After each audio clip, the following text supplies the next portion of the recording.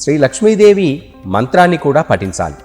ఒక్కొక్క పువ్వుతో సమర్పిస్తూ భక్తులందరూ 2 చేతులను జోడించి ఓం శ్రీ మహాలక్ష్మియే నమః అనే ఈ లక్ష్మీ మంత్రాన్ని 108 సార్లు తప్పకుండా పఠించాలి. లక్ష్మీ గాయత్రి మంత్రాన్ని కూడా పఠించడం వల్ల ఆ ఇంటిలో శుభం చేకూరుతుంది.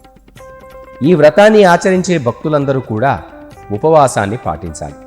సూర్యాస్తమయం వరకు సాత్విక ఉపవాసం పాటించాలి. వెచ్చని పాలు, పండ్లు, గింజలు లేదా తేలికపాటి పదార్థాలను తీసుకోవచ్చు.